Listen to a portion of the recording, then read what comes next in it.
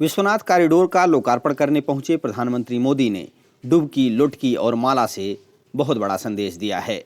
सबसे खास बात यह रही कि उन्होंने काशी के प्रोटोकॉल का पूरा ध्यान रखा। काशी की धरती पर कदम रखने के बाद सबसे पहले प्रधानमंत्री ने काशी के कोतवाल कहे जाने वाले बाबा काल भैरव के दरबार में मत्था टेका। इसके बाद गंगा में डुबकी लगाकर वे बाबा के दरबार में पहुंचे। विश्वनाथ मंदिर के जीर्णोद्धार कराने वाले नामों की सूची में प्रधानमंत्री नरेंद्र मोदी का नाम निश्चित तौर पर स्वर्णाक्षरों में शामिल हो गया है। जी हां, खिड़किया घाट से क्रूज से विश्वनाथ धाम का लोकार्पण करने पीएम मोदी ने गंगा में डुबकी लगाकर निर्मल गंगा के साथ गंगा को विश्वनाथ से एकाकार करने के संकल्प को भी पूरा किया। उन्होंने गंगा में 5 डुबकी लगाकर भगवान भास्कर को अर्घ्य भी दिया। साथ ही उन्होंने रुद्राक्ष के माला से पंचाक्षरी मंत्र का जप भी किया। ये सब कुछ काशीवासियों के लिए अभिभूत करने वाला था। प्रधानमंत्री को देखने के लिए साधु संतों के साथ काशीवासी केदार घाट से लेकर के दशाश्वमेध, ललिता घाट व आसपास के घाटों पर जमा थे। वो प्रधानमंत्री की एक झलक निहारने के लिए बेताब नजर आ रहे थे। यूपी में 2022 में चुनाव होने वाला है। ऐसे में प्रधानमंत्री मोदी ने कई राज्यों के मुख्यमंत्रियों को यहां साथ बुलाकर साफ संदेश दे दिया है कि यूपी उनके लिए क्या मायने रखती है। उन्होंने बताया कि विकास के साथ भारतीय जनता पार्टी हिंदू और हिंदुत्व के एजेंडे पर भी कायम है। प्रधानमंत्री मोदी देश के ऐसे पहले नेतृत्वकर्ता हैं जिन्होंने डॉक्टर राजेंद्र प्रसाद के बाद पद पर रहते हुए किसी ज्योतिर्लिंग का लोकार्पण किया है। इससे पहले 1951 में राष्ट्रपति डॉक्टर राजेंद्र प्रसाद ने सोमनाथ मंदिर के भव्य स्वरूप का लोकार्पण किया था। वर्ष 2014 में चुनावी प्रचार में आए प्रधानमंत्री नरेंद्र मोदी ने यूं ही नहीं कहा था कि मुझे मां गंगा ने बुलाया है। दरअसल गंगा के साथ बाबा दरबार को भव्य बनाने का सपना भी उन्होंने ही देखा था। इनमें गंगा में डुबकी लगाकर उन्होंने उस सपने को साकार किया। सबसे पहले 11वीं सदी में राजा हरिश्चंद्र ने पहली बार मंदिर का जीर्णोद्धार कराया था। 1777 में अहिल्याबाई होलकर ने मंदिर को विस्तार दिया।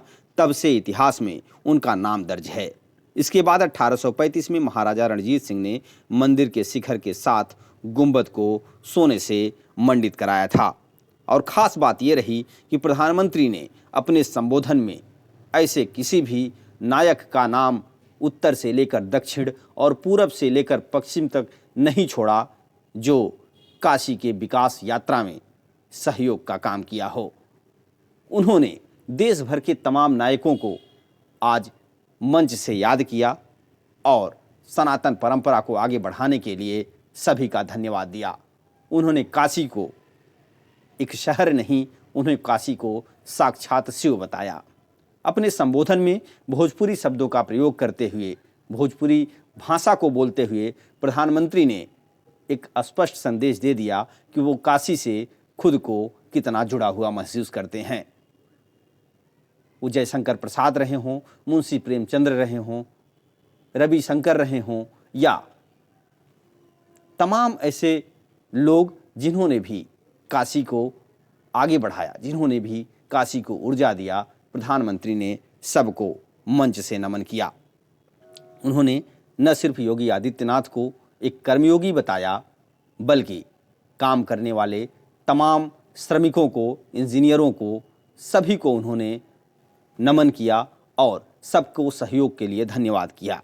इतना ही नहीं, प्रधानमंत्री ने श्रमिकों के साथ बैठकर भोजन भी किया। बता दें कि विश्वनाथ कॉरिडोर प्रधानमंत्री नरेंद्र मोदी का एक जो है ड्रीम प्रोजेक्ट था, जिसके जरिए प्रधानमंत्री ये संदेश देना चाहते थे कि वास्तव में अपने संसदीय क्षेत्र के विकास में वहाँ की जो स्थिति परिस्थिति हैं, वहाँ के जो स्थानीय भव्यता दिव्यता है, उसे कैसे प्रेजेंट किया जा सकता है। काशी के साथ साथ प्रधानमंत्री ने पूरे देश को एक टूरिज्म स्पॉट भी दिया है बनारस के रूप में, जहां देश भर के लोगों की नज़रें आज ठहर रही हैं, रह रही हैं। काशी अब पुरानी काशी एक आध्यात्मिक और धार्मिक काशी बस नहीं रह गई है। प्रधानमंत्री के सपने का सच ये है कि आज एक काशी बहुत बड़ा प्रोजेक्ट बन गई है, जो टूरिस्ट प्लेस के रूप में डेवलप हो रही है।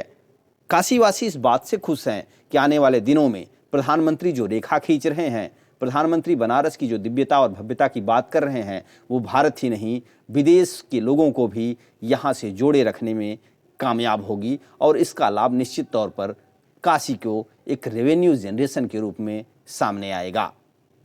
प्रधानमंत्री ने सभी का धन्यवाद किया और वो यहाँ स्नान किए, लुटकी में जल भर करके ले आए। बाबा को उन्होंने 22 मिनट तक करीब जो है वो प्रणाम किया, नमन किया, बाबा का अभिषेक किया, पूजा किया। उसके बाद प्रधानमंत्री ने अपने शेड्यूल के हिसाब से तमाम कार्यक्रम किए। आज काशी के लिए एक बेहतर दिन, एक बहुत ही अच्छा दिन रहा, जो प्रधानमंत्री के संबोधन में साफ दिखा। तमाम काशी के लोग आज वहाँ बैठे थे। देश भर से आए विद्वज्जनों ने भी प्रधानमंत्री के इस बात की सराहना किया। निश्चित तौर पर काशी एक बेहतर तरीके से उभर रही है, काशी का विकास बेहतर तरीके से उभर रहा है। काशी विश्वनाथ कॉरिडोर एक नई ऊर्जा के साथ, एक नए यंत्र के साथ पूरे देश ही नहीं पूरी दुनिया में परिलक्षित हो रहा है। कुल मिलाकर कहा जाए तो प्रधानमंत्री का आज का कार्यक्रम बेहद ही सफल और सुगम रहा। धन्यवाद।